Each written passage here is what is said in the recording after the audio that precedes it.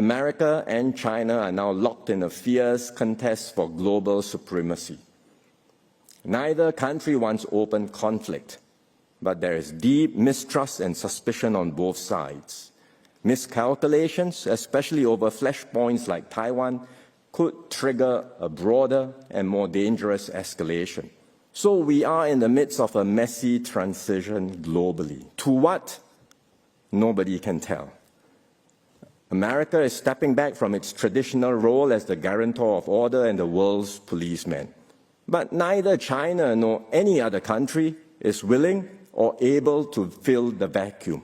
Economic instruments like tariffs, export controls, and sanctions are being used not for market purposes, but as instruments of statecraft to advance national interest. Well, these trends are not new, but they have reached a new intensity with the latest U.S. tariff moves.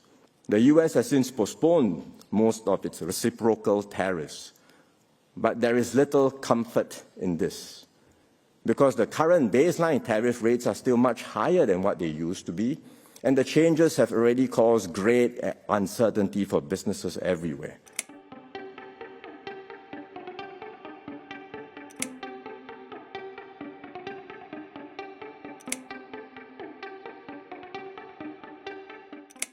Singapore Prime Minister Lawrence Wong said there was little comfort in the U.S. postponing most of its proposed reciprocal tariffs, saying the changes had already created great uncertainty around the world.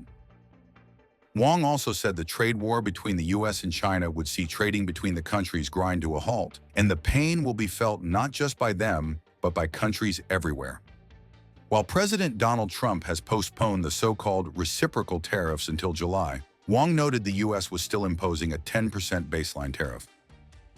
No company can comfortably plan long-term investments while knowing that the tariff rates could be changed at a moment's notice, he said.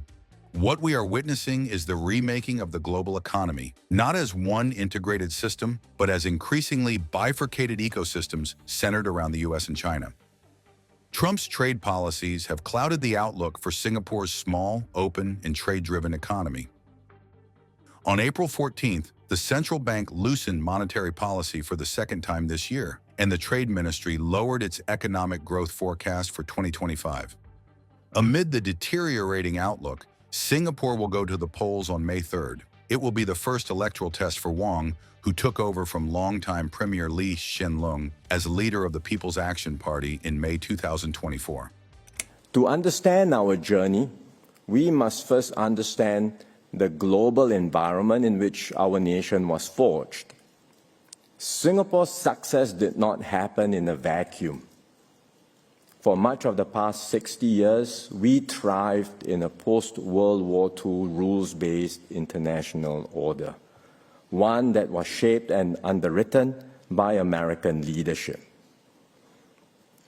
After the Second World War, the U.S. took an extraordinary approach for a victorious power. It supported decolonization, paving the way for the independence of many nations in Africa and Asia. It helped to rebuild the economies of its defeated enemies, Germany and Japan, and it launched the Marshall Plan to help Western Europe get back on its feet. It established global institutions like the United Nations, the IMF and the World Bank, and GATT, and later on the WTO. It championed free trade and open markets. All this promoted an international system of rules and norms that enabled global cooperation.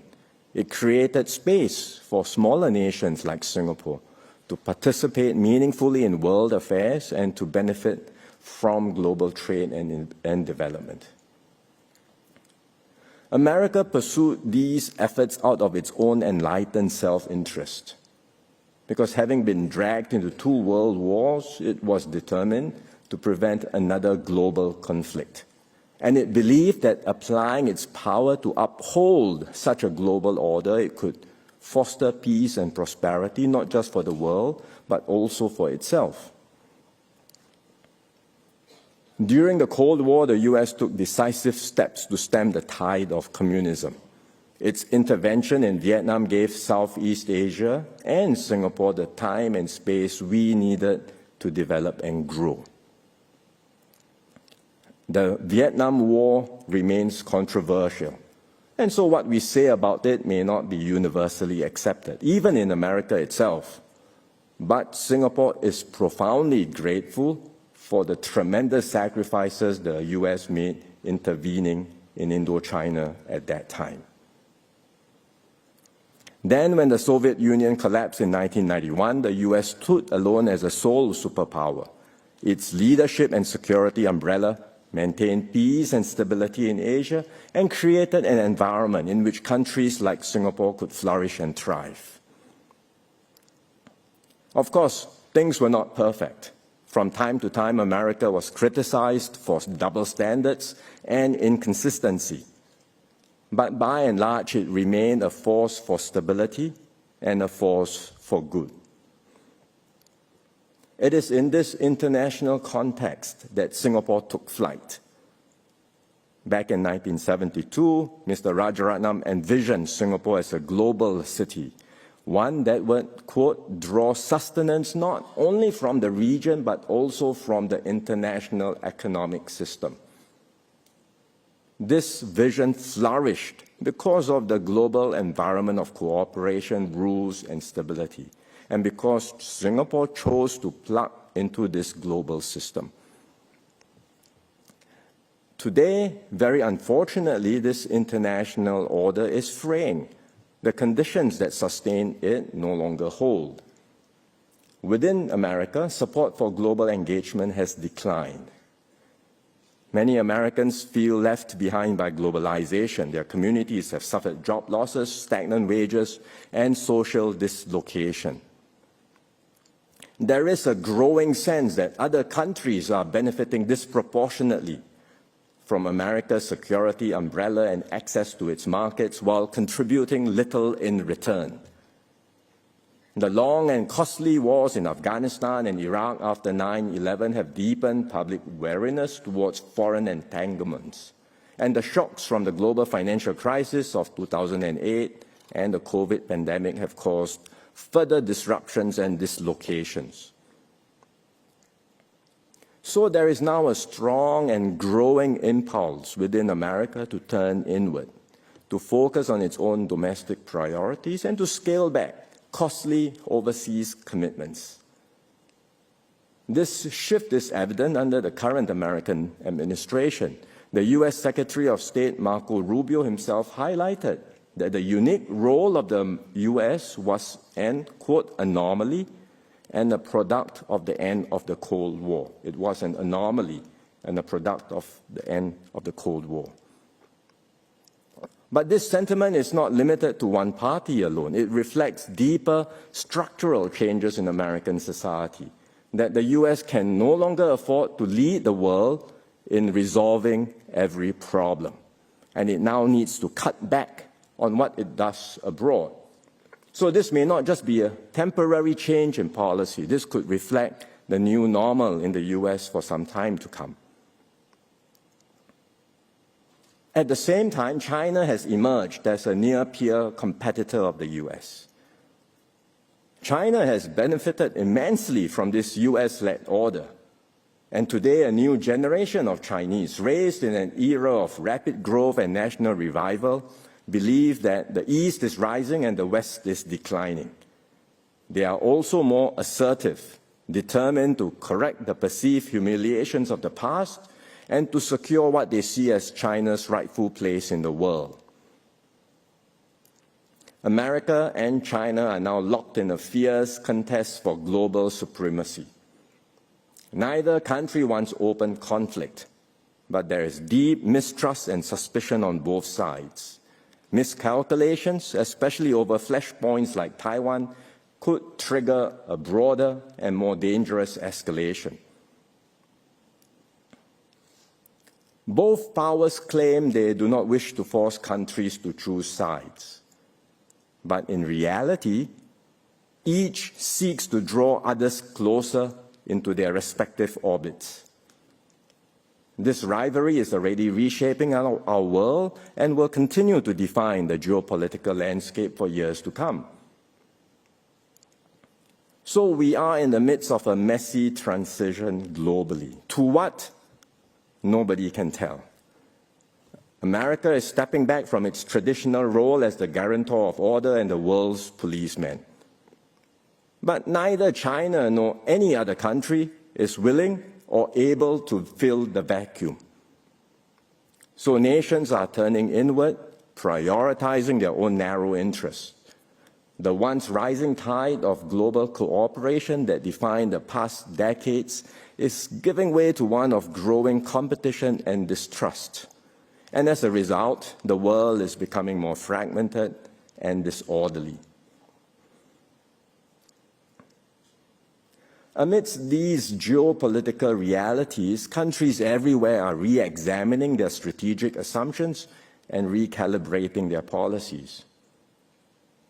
In Europe, many were surprised by America's ambiguity on security guarantees for Ukraine and NATO and its uneven treatment of allies and partners. There is palpable anxiety over reliance on US military support, and European countries are fundamentally rethinking their defense postures. France has raised the idea of extending its nuclear umbrella to other European partners, for example. Poland has expressed interest in acquiring access to nuclear weapons, and Germany's Bundestag has voted to exempt defense spending from its fiscal rules. These are not minor shifts. They reflect a deeper and more fundamental realization in Europe that the post-Cold War peace dividend is over, and Europe must now reinvest in its own defense and resilience. In Asia, these developments are being watched just as closely. The former Japanese Prime Minister Fumio Kishida once warned that Ukraine today may be East Asia tomorrow. That warning carries greater weight and urgency today. The abrupt recalibration in American support for Europe has prompted Asian countries to question the durability of America's commitment to the region. In his first trip to Asia, the US Secretary of Defense Pete Hegseth sought to reassure regional partners. He said, and I quote, "America first does not mean America alone," and that the US would prioritize and shift to Asia in a way that is unprecedented and establish the deterrence necessary to prevent war. Even so, countries will take steps to strengthen their own capabilities, just in case help does not arrive in time. They will remember that President Obama once declared that US was rebalancing towards Asia, but this stance was not sustained in subsequent US administrations. So that's why in both Japan and South Korea, public debate over defense has intensified. There are calls to bolster deterrence, including through enhanced missile and air defenses, and even discussions once considered taboo about acquiring nuclear weapons. What was once unthinkable is now openly contemplated. So all this marks a major psychological shift across the region. And if these trends persist, it could reshape Asia's strategic balance in fundamental ways, leading to heightened military buildup, riskier deterrence postures, and a more brittle regional security environment. Alongside growing geopolitical unease, we are seeing growing turbulence in the international economic system. There is a well-known adage in international economics about the trilemma between economic interdependence, economic security, and geopolitical competition. Only two can coexist at the same time, but not all three. So after the end of the Cold War, geopolitical tensions subsided. Hence, countries could embrace interdependence while maintaining a broad sense of economic security. Today, geopolitical competition has returned with a vengeance. The major powers no longer feel economically secure. So something's got to give. And where economic interdependence was once seen as a virtue, it is now seen as a vulnerability. And therefore, governments are responding by localizing production, building up self-sufficiency, and reasserting greater control over critical supply chains and strategic industries. Economic instruments like tariffs, export controls, and sanctions are being used not for market purposes, but as instruments of statecraft to advance national interest. Well, these trends are not new, but they have reached a new intensity with the latest US tariff moves. The US has since postponed most of its reciprocal tariffs, but there is little comfort in this, because the current baseline tariff rates are still much higher than what they used to be, and the changes have already caused great uncertainty for businesses everywhere. No company can comfortably plan long-term investments while knowing that the tariff rates could be changed at a moment's notice. Moreover, the US and China are entering a full-blown tariff trade war. The US tariffs on Chinese goods are now 145%, and China has responded, as all of you know, with tariffs on US goods at 125% and vowed to fight to the end. At these rates, trading between the two countries will just grind to a halt, and the pain will be felt not just by them, but by countries everywhere. For now, neither side wants to back down. There are no obvious off-ramps, no easy paths to de-escalate. And the deterioration of trade ties will accelerate the decoupling of the two economies. What we are witnessing is the remaking of the global economy not as one integrated system, but increasingly as bifurcated ecosystems centered around America and China. And as economic ties fray, other aspects of the US-China relationship will come under greater strain. Trust will erode further. Tensions will rise across multiple domains. I've just shared what I think is sobering but a realistic assessment of our concerns happening globally. For a small, open economy like Singapore, these global developments are deeply worrying. Our prosperity has depended on a stable, rules-based global order and the free flow of trade, capital, people, and ideas. As the old order frays, a new one will eventually emerge.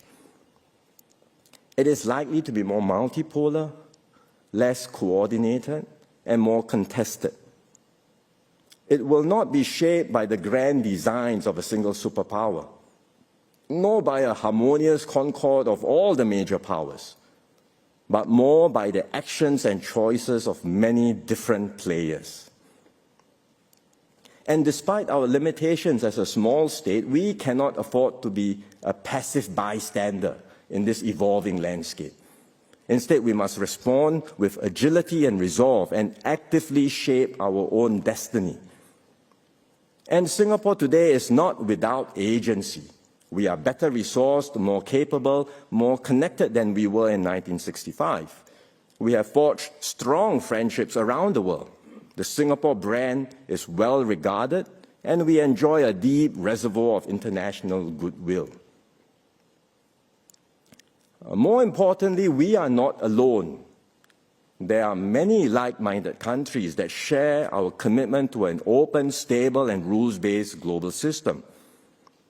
So we can and we will deepen and expand our networks with them. And together, we can preserve the multilateral frameworks that matter and lay the groundwork now for a more stable global order that can emerge in the years ahead.